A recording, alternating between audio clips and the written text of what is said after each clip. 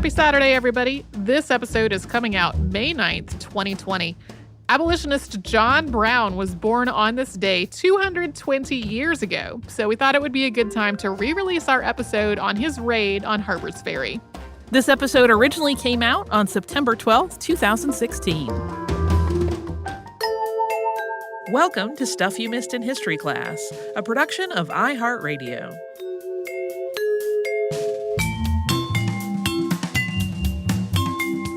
Hello, and welcome to the podcast. I'm Tracy V. Wilson. And I'm Holly Fry.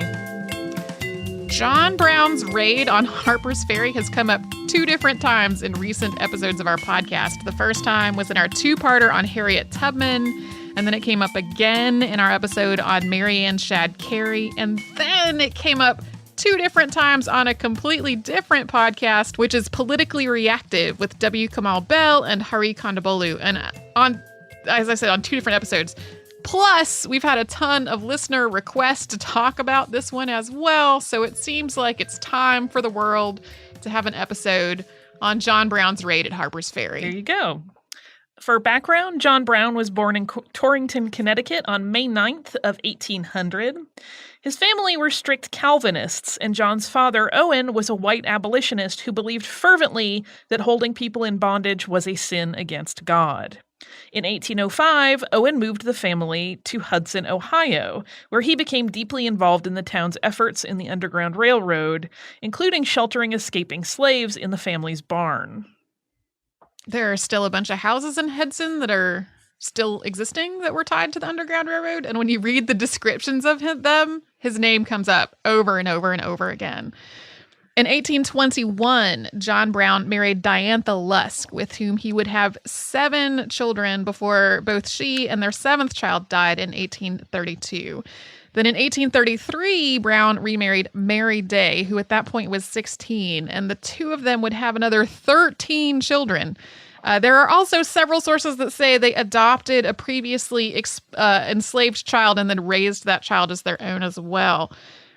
Brown approached parenthood in a way that was both strict and austere, including some corporal punishment that could be described as cruel.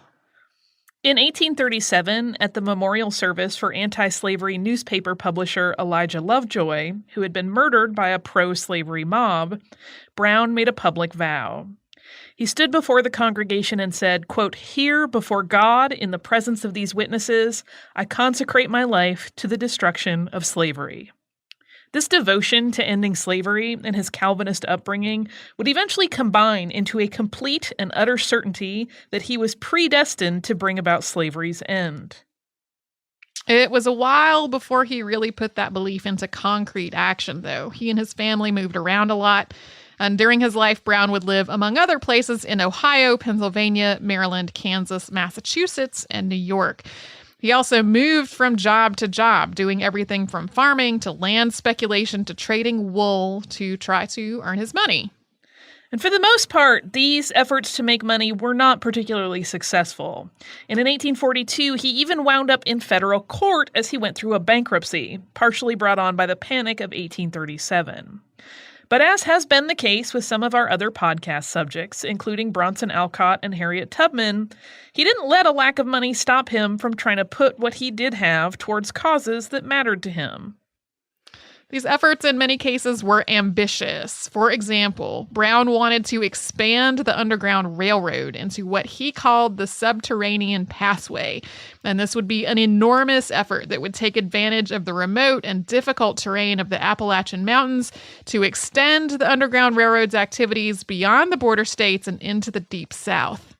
Under this plan, a small group of operatives would raid plantations, liberate the people enslaved there, and then guide them into the mountains where they could be secreted north. He hoped to free hundreds of thousands of slaves in this way. But the Subterranean Passway wasn't just about freedom. As part of this plan, some of these liberated people would become part of an armed fighting force of free black people who would forcibly end slavery in the South by raiding plantations and robbing slave owners of their power and their workforce. Although a lot of people remember the abolitionist movement in the United States as being relatively nonviolent, Brown's focus on armed resistance was not unique. So running parallel to the abolitionists who did things like write essays and deliver speeches and work for legal reforms and help enslaved people liberate themselves, there were also radical abolitionists who thought that violence would be required to bring slavery to an end. For example, John Brown was one of the people who had helped fund David Walker's Appeal, which was published in 1829. Walker was a free black man from the South, and his work, Appeal, was a radical anti-slavery document that called for enslaved people to rise up against their owners. He wrote, quote, "They want us for their slaves and think nothing of murdering us. Therefore, if there is an attempt made by us, kill or be killed. And believe this, that it is no more harm for you to kill a man who is trying to kill you than it is for you to take a drink of water when thirsty." Brown was also connected to Henry Highland Garnet, who had been enslaved from birth before escaping with his family at age 9. Garnet gave a speech at the National Negro Convention in 1843 that became known as the Call to Rebellion. In this speech, he said, quote, "You cannot be more oppressed than you have been. You cannot suffer greater cruelties than you have already. Rather die freemen than live to be slaves." For Brown's part, his belief that violence was required to bring an end to slavery was tied directly to United States history. Rather than putting pressure on Southern states to put a rapid end to slavery, the Northern states and the federal government had a history of compromises and appeasing slave states in the interest of keeping the South in the Union. One of these was the Fugitive Slave Act of 1850, after which Brown helped found the League of Gileadites, which was a radical organization dedicated to protecting escaped slaves from slave catchers, again, through violent means if necessary. Another act that was meant to appease slave states led John Brown to shift from violent rhetoric to actual violence. And this is where some of the things we're talking about are going to get a little bit gruesome. So just so you know, we will get into that after a brief sponsor break.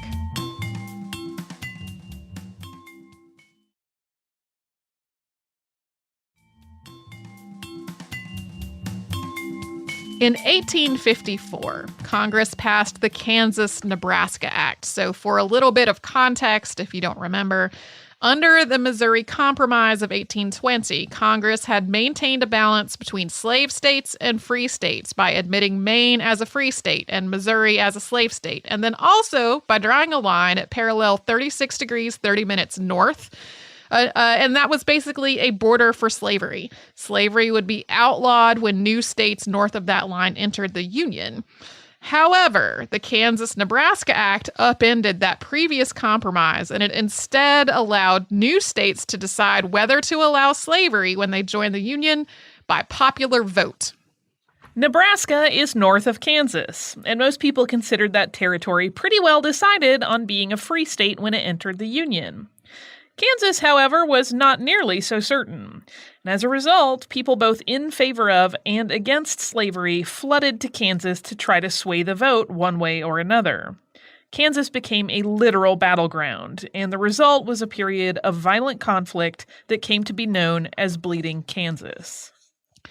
John Brown was one of the people, specifically one of the anti-slavery people, who went to Kansas to fight. He actually followed in the wake of 5 of his sons who had already moved there, and he arrived with a wagon full of swords and rifles in 1855.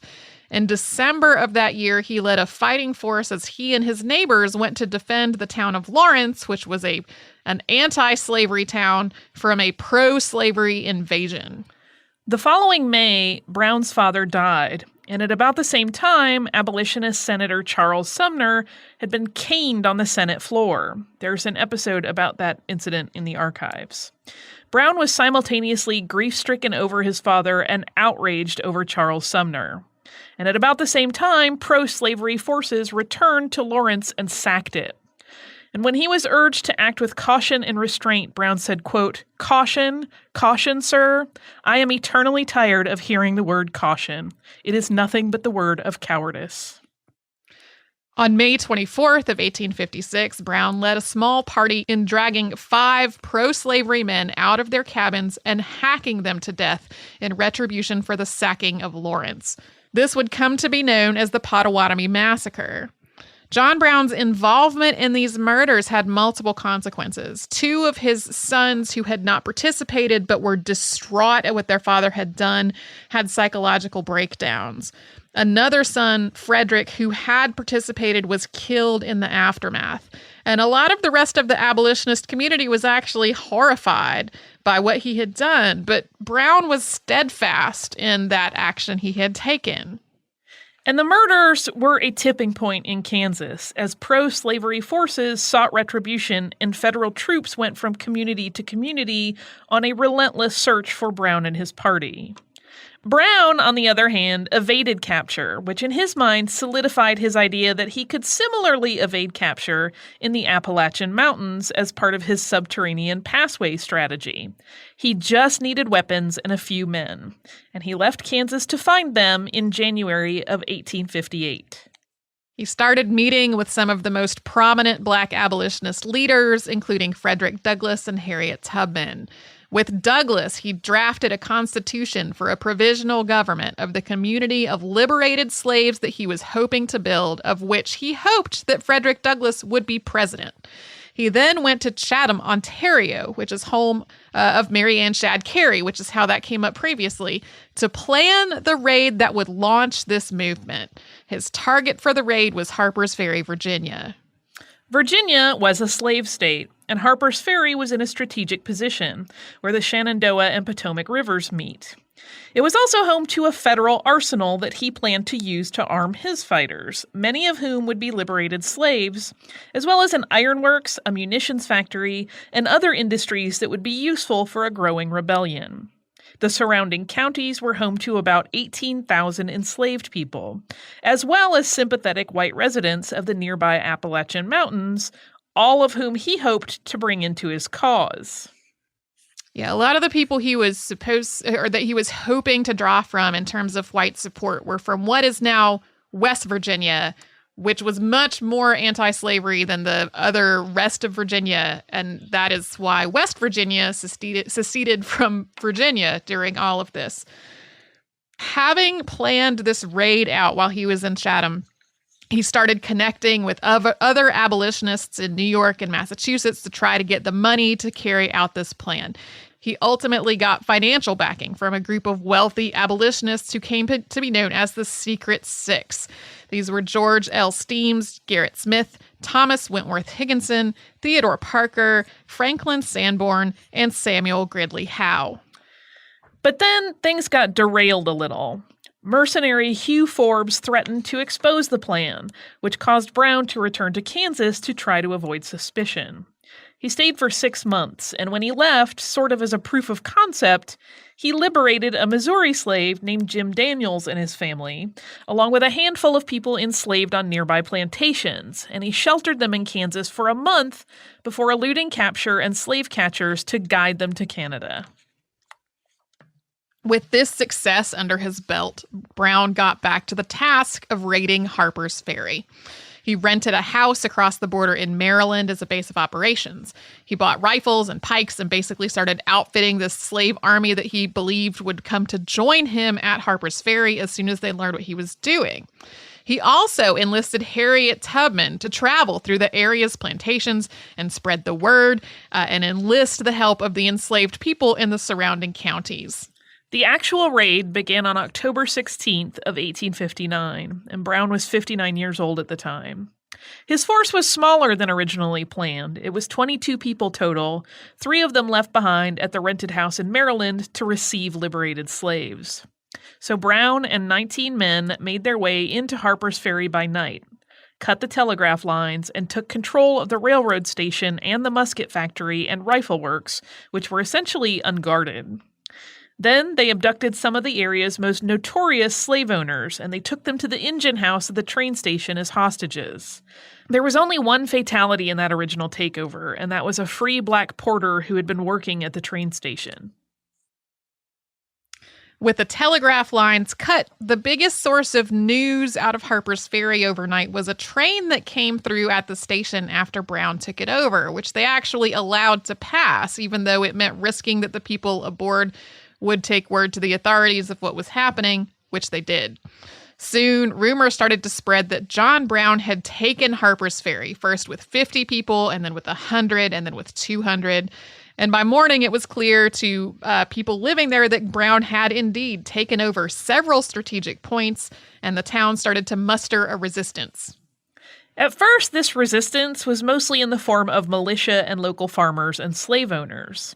But at the same time, the vast wave of support Brown had expected just did not materialize. There were several reasons for this. One was that so much time had passed between the meeting in Chatham, Ontario, and the raid that a lot of the black population that had been interested in helping had lost interest, or they had just lost touch with Brown and his allies. Another was that Harriet Tubman couldn't be found when Brown decided to go ahead with the raid. The historical record is not entirely clear on why they couldn't locate her, but she may have been ill. Yeah, she had already done some preliminary searching / work through the plantations of the area to spread the word of what was coming, but they had expected her to be on hand to rally support further when the raid actually happened, and they just couldn't find her. Even though there is evidence that a few enslaved people from nearby did join the raid, it was definitely not the groundswell of massive support that Brown had been expecting. So soon, he and his raiders were surrounded and pinned in at both the train station and the musket factory and rifle works. 2 attempts to send somebody to call for a ceasefire under a white flag both failed. The second person sent was actually Brown's son, Watson, who was shot and killed. Some of Brown's men tried to flee their positions via the Shenandoah and Potomac rivers, leading to their being shot, some of them while still in the water. And meanwhile, Brown and the men he was holed up with in the engine house of the train station drilled holes in the door that they could shoot through, hoping to hit their attackers. And they were mostly unsuccessful, although one shot did hit Harpers Ferry Mayor Fontaine Beckham. With Beckham's death, any support that Brown's raid might have had among Harpers Ferry's residents just evaporated. A mob stormed the hotel where William Thompson, which was the first man that had been sent out for a ceasefire, was being held. They shot him in the head and threw him into the Potomac. Eventually, President James Buchanan dispatched Marines under the command of Robert E. Lee to restore order. At that point, Harpers Ferry's streets were mobbed with both trained fighters and angry rabble trying to get at Brown's men in the engine house, all but 4 of whom were, by that point, injured or dead. After arriving around midnight, Lee sent J.E.B. Stuart, who would go on to become Lee's own cavalry commander on the southern side in the Civil War, to the engine house under a white flag to negotiate. Stuart promised Brown protection from the mob and a fair trial if he would let the hostages go. Brown refused. He wanted himself and his surviving men to be allowed to go back to Maryland with the hostages as basically a strategic point, and then they would free the hostages once they were safely back in Maryland. With negotiations at an impasse, Lee sent men to batter down the door the morning of the 18th. Marines swarmed the engine house, killing some of Brown's few remaining men and taking others prisoner. Brown was hit with a sword and only survived because the sword happened to hit a buckle that he was wearing. In the end, of the original crew of 19 men, 10 had been killed or mortally wounded, 2 of them being Brown's sons, and 5 had been taken prisoner. There were also 6 civilian deaths: the mayor, 2 townspeople, 2 enslaved people that belonged to the hostages, and the porter that had been killed at the train station. Here's how the official report described it. Quote, "A fanatical man, stimulated to recklessness and desperation by the constant teachings and intemperate appeals of wild and treasonable enthusiasts, unrestrained by the Constitution and the laws of the land, by the precepts of religion, by appeals of humanity or of mercy, formed a conspiracy to make a sudden descent upon the people of Harpers Ferry, to rob the arsenal, plunder public property, and stir up servile insurrection." With that brief recap from the official report, we will take a brief word from a sponsor before we talk about the raid's aftermath.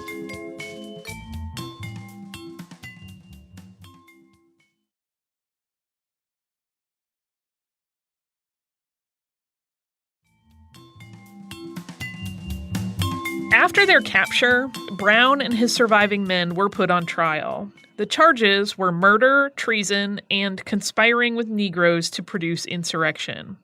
That trial began on October 26th, just 10 days after the raid. All of the men were found guilty, and the penalty for all of the charges was death. John Brown was hanged on December 2nd of 1859. Before his hanging, he handed a guard a note that read, quote, "I, John Brown, am now quite certain that the crimes of this guilty land will never be purged away, but with blood."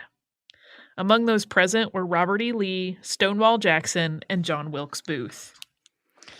Measured by whether it launched an armed slave resistance that freed thousands of slaves and forcibly wrested control of the South from slave owners, as had been the original plan, John Brown's raid on Harpers Ferry was a complete failure.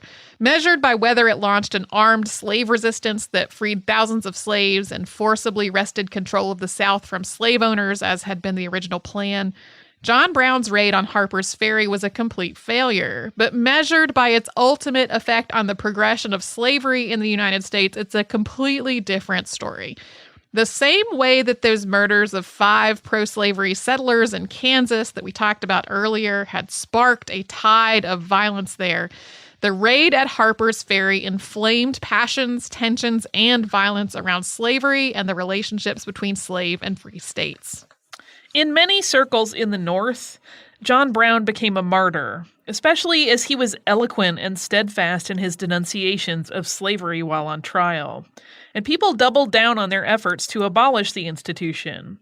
But in the South, people were terrified. The idea of a slave insurrection was already a source of fear in a lot of the South. And in some places, white slave owners and the rest of the white population were vastly outnumbered by enslaved people. So the idea that these people might unite and violently overthrow their owners was petrifying. The South tried to downplay Brown's raid as unimportant in an effort to dismiss it, while simultaneously being completely horrified at what it could spell for the future. On a more practical level, many parts of the South renewed their call for militia membership and military drills of those militia, so that when the Civil War did begin, those militias that had been created under the idea of fighting a potential John Brown-inspired rebellion if it was necessary were already there and trained and ready to go to war. It was also one of many events that happened in the late 1850s that stoked political passions over the issue of slavery. The Democrats split over the issue of slavery in the 1860 election, with pro- and anti-slavery factions each putting forth candidates for presidency and neither securing a necessary two-thirds majority at the party convention. After a series of efforts to unite the party, the Democratic Party nominated Senator Stephen A. Douglas, while the Southern Democrats nominated John C. Breckinridge, and both Douglas and Breckinridge presented themselves as the official party candidates. Meanwhile, an entire other party, the Constitutional Union Party, nominated former Senator John Bell of Tennessee to be their candidate for president. And in the end, it was Abraham Lincoln, the Republican nominee, who won this four-way election with only 180 electoral votes and just shy of 40% of the popular vote. As a consequence of Lincoln's election, 11 Southern states seceded from the Union, which directly led to the Civil War. 50 years after the raid, Frederick Douglass would say that John Brown, quote, began the war that ended American slavery and made this a free republic. There are a lot of historians who basically think without this lightning point of Harper's Ferry, there would not have been that four-way split in the election that ultimately led Lincoln to be elected not with a whole majority of the popular vote. And for decades, even a century after the raid, historical accounts painted Brown as mentally unstable, with descriptions being full of words like delusional and madman. But really, Brown was methodical and well-researched in this whole idea. He had studied other uprisings, including Nat Turner's Rebellion and the Haitian Revolution, and he had also studied guerrilla resistance to military forces in both Europe and the United States, including in the colonial era. Today, some historical depictions of him have shifted a little bit to be more including of language like fiercely devoted rather than unhinged and insane. Yeah, even when he was alive, at first, as news of the raid was spreading, even in the North where it sort of reinvigorated abolition as a cause. At first, there were people who were like, that man is not in his right mind. And sentiment shifted about him as he continually made these like steadfast and very eloquent denunciations of slavery during his trial. So the idea that everybody thought that he was like mentally unwell, even at the time, was not totally accurate. Harriet Tubman, in particular, described him as being the only white person that she ever met who actually thought that slavery was a life or death issue that really needed to be treated that way. And even in the more recent past, you see divisions in how people talk about John Brown and like whether his ideas were good and whether he was making sense in a methodical way, or whether he was sort of flying off in this delusional fervor. Like the Malcolm X talked about, if you meet a white person who says that they are in favor of Black Power, find out what they think about John Brown. I think that's one of the things that sort of led to in the politically reactive podcast that we talked about earlier in the top of the show, was that they were talking about John Brown white people.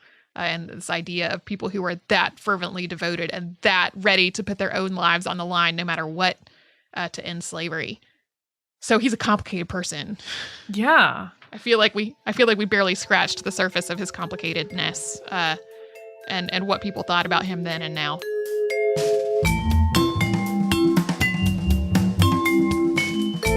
Thank you so much for joining us today for this Saturday Classic. If you have heard any kind of email address or maybe a Facebook URL during the course of the episode, that might be obsolete. It might be doubly obsolete because we have changed our email address again. You can now reach us at historypodcast@iHeartRadio.com, and we're all over social media at Missed in History. And you can subscribe to our show on Apple Podcasts, Google Podcasts, the iHeartRadio app, and wherever else you listen to podcasts. Stuff You Missed in History Class is a production of iHeartRadio. For more podcasts from iHeartRadio, visit the iHeartRadio app, Apple Podcasts, or wherever you listen to your favorite shows.